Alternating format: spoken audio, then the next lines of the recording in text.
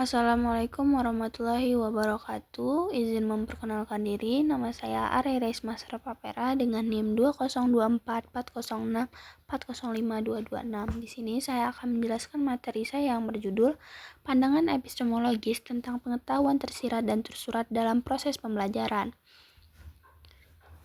Dalam pendidikan, pengetahuan menjadi inti pembelajaran dan terbagi menjadi pengetahuan tersurat yang formal, terdokumentasi, serta mudah disampaikan, dan pengetahuan tersirat yang bersifat pribadi, intuitif, dan sulit diungkapkan.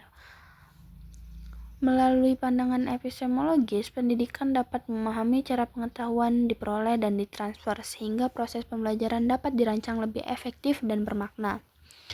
Nah, rumusan masalahnya ada apa pengertian pengetahuan tersurat dan tersirat menurut perspektif epistemologi, bagaimana implementasi pengetahuan tersurat dan tersirat dalam proses pembelajaran, dan apa tantangan dalam integrasi pengetahuan tersurat dan tersirat di dunia pendidikan.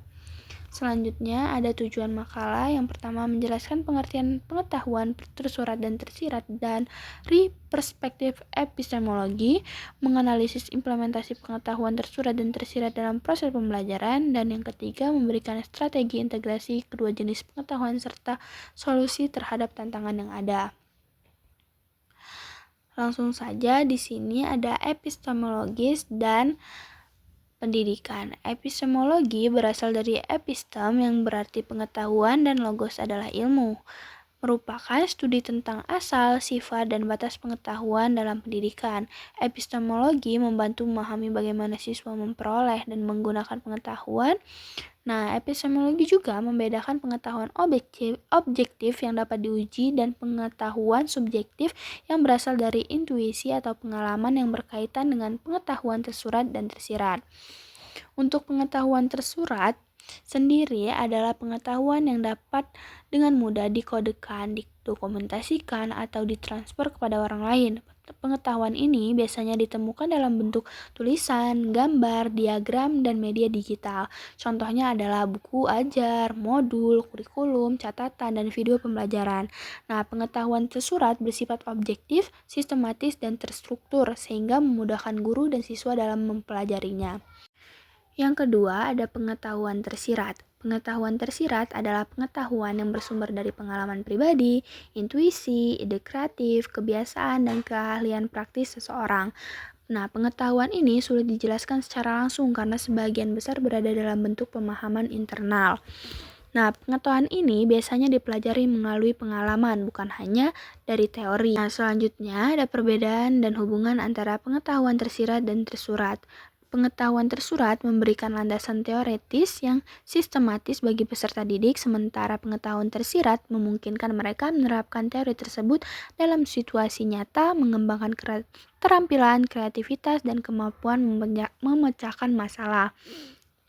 Hubungan keduanya bersifat saling melengkapi dalam pembelajaran. Pengetahuan tersurat berdasar teori, sedangkan tersirat membantu penerapan nyata. Keduanya diperlukan agar siswa tidak hanya memahami konsep, tetapi juga mampu menggunakan dalam konteks kehidupan atau praktik.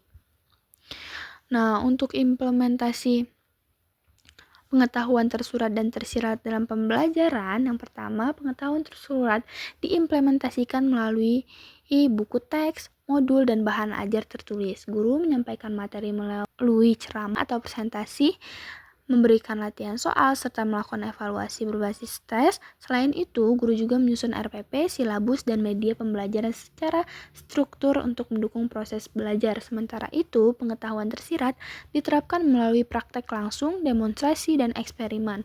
Pengetahuan ini juga ditransfer melalui mentoring atau bimbingan guru, serta pembiasaan dan latihan berulang yang membentuk keterampilan siswa. Diskusi, kolaborasi, dan berbagai pengalaman menjadi bagian penting dalam mengembangkan pengetahuan tersirat. Jadi, pembiasaan dan latihan berulang untuk membantu keterampilan siswa dapat menjadi pengalaman antara siswa dan juga guru. Selanjutnya ada strategi integrasi pengetahuan tersirat dan tersurat. Di sini sudah ada blended learning yang menggabungkan materi tertulis dengan praktik langsung. Problem based learning, siswa belajar teori melalui pemecahan masalah nyata. Dan yang terakhir ada mentoring dan peer learning. Transfer pengetahuan tersirat melalui interaksi sosial dan kolaborasi. Terakhir ada tantangan dan solusi dalam mengelola kedua jenis pengetahuan ini. Tantangan utama dalam mengelola pengetahuan tersurat dan tersirat itu adanya sulitnya mentransfer pengetahuan tersirat secara formal, adanya ketergantungan berlebihan pada materi tertulis, serta perbedaan kemampuan siswa dalam memahami konteks praktis. Dan untuk solusinya, guru dapat menggunakan metode pembelajaran aktif dan experiential learning, menciptakan lingkungan kolaboratif agar siswa dapat berbagi pengalaman serta mengkombinasikan penilaian teori dan praktik untuk menilai kedua jenis pengetahuan secara seimbang. Jadi kesimpulannya, pengetahuan tersurat dan tersirat adalah dua jenis pengetahuan penting dalam pembelajaran. Pengetahuan tersurat bersifat formal, terdokumentasi dan mudah diajarkan melalui buku serta ceramah, sedangkan pengetahuan tersirat bersifat pribadi, sulit dijelaskan dan diperoleh melalui pengalaman serta praktik langsung. Keduanya saling melengkapi. Pengetahuan tersurat memberi dasar teori, sedangkan pengetahuan tersirat memungkinkan siswa menerapkan teori dalam konteks nyata. Pembelajaran efektif perlu mengintegrasikan keduanya melalui strategi seperti praktik, eksperimen, problem-based learning, dan kolaborasi. Dengan pengelolaan yang seimbang, siswa dapat menguasai konsep sekaligus keterampilan praktis yang relevan.